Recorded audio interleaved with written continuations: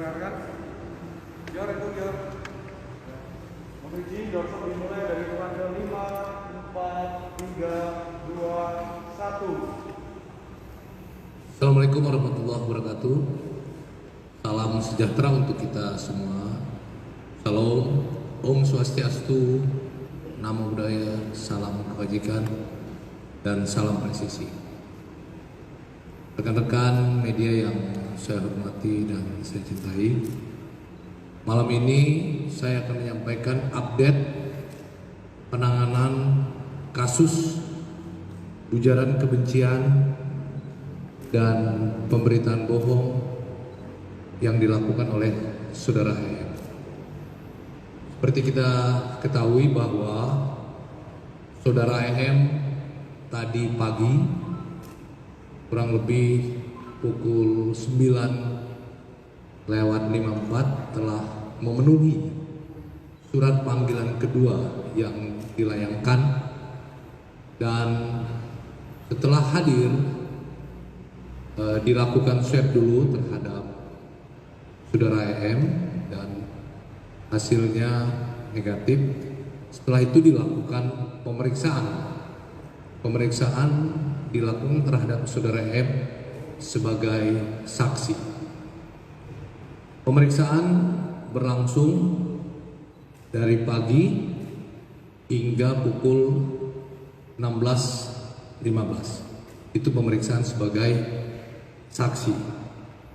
Setelah dilakukan pemeriksaan sebagai saksi dan memperhatikan dengan beberapa bukti, pemeriksaan saksi dengan jumlah 55 orang terdiri dari 37 saksi dan 18 ahli.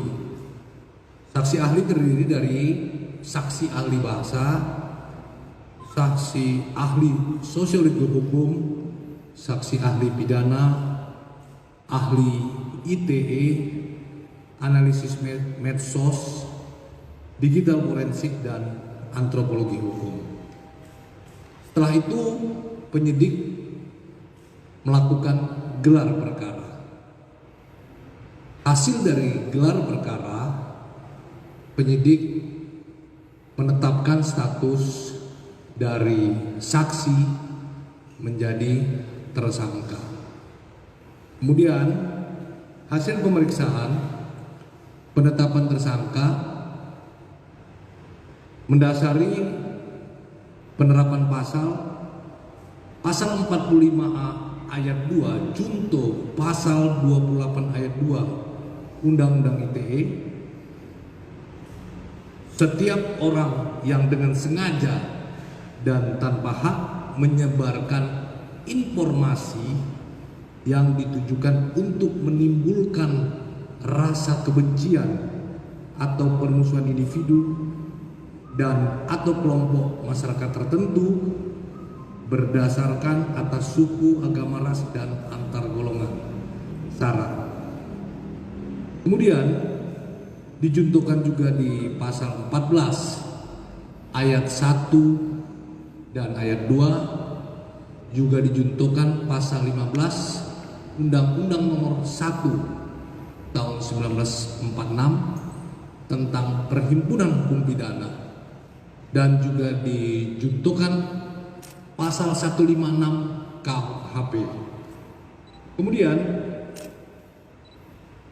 setelah diperiksa sebagai tersangka yang berlangsung dari 16.30 sampai 18.30 untuk kepentingan penyidikan perkara dimaksud terhadap saudara EM, penyidik melakukan penangkapan dan dilanjutkan penahanan. Penahanan dilakukan dengan alasan subjektif dan alasan objektif. Alasan subjektif karena dia khawatirkan melarikan diri, dikhawatirkan menghilangkan barang bukti, dikhawatirkan mengulangi perbuatan yang kembali. dengan alasan objektif ancaman yang diterapkan kepada tersangka di atas 5 tahun. Demikian teman-teman, cukup jelas ya. Terima kasih. Wassalamualaikum warahmatullahi wabarakatuh. Kan jelas sih. Dari pemeriksaan itu apakah barang bukti apa yang ditemukan oleh tim penyidik dan dilakukan di penahanan di mana terkait Edi Mulyadi ini? Ya, akun YouTube dengan channel milik yang bersangkutan ya. Jadi akun YouTube milik yang bersangkutan yang disita. Ya, Bang Edi Channel ya. Cukup ya, jelas ya. Penahanannya di mana, Pak? Penahanan dilakukan mulai hari ini sampai 20 hari ke depan. Penahanan di Barreskrim Polri. Ancaman maksimalnya berapa, Pak? Mana? Ancaman maksimalnya Pak Karot? Ancaman maksimalnya dari Ancaman 10 tahun ya. Jadi ancaman masing-masing pasal ada, tapi ancaman 10 tahun ya. Jelas ya. Hubungan tadi pertama kali Pak dia masuk di sini, dia sempat mengeluarkan statement kalau ini dia dibidik. Gimana komentar Pak? Ya, sekali lagi penyidikan ini dilakukan secara objektif, ya, proporsional dan profesional, ya. Oke? Kami langsung dari Kalimantan, Pak. Teman-teman dari Kalimantan menanyakan mengenai adab yang dilakukan sesuai dengan permintaan Oke, baik, paham saya. Kami melakukan, saya bilang tadi, proporsional. Proporsional itu Polri melakukan penyidikan pidana, ya. Tentu proses ini sesuai dengan ranah dari kepolisian, penyidikan tindak pidana, ya Pak ya. Makanya tadi saya bilang proporsional. Baik teman-teman, terima kasih. Wassalamualaikum warahmatullahi wabarakatuh.